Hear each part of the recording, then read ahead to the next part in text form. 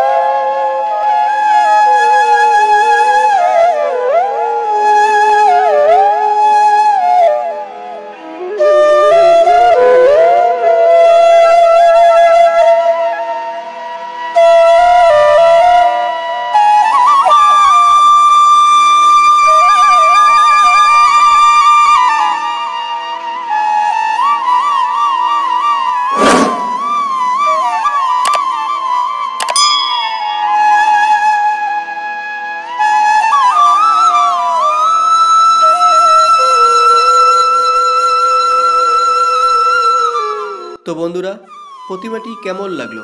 ভালো লাগলে অবশ্যই লাইক করবেন এবং বিভিন্ন ধরনের দেবদেবী ও হাতের কাজ দেখার জন্য চ্যানেলটি সাবস্ক্রাইব করে আমাদের সাথেই থাকুন। সো আজকের মতো বিদায় নিচ্ছি, দেখা হবে পরের ভিডিওতে। সবাই ভালো থাকবেন। টাটা।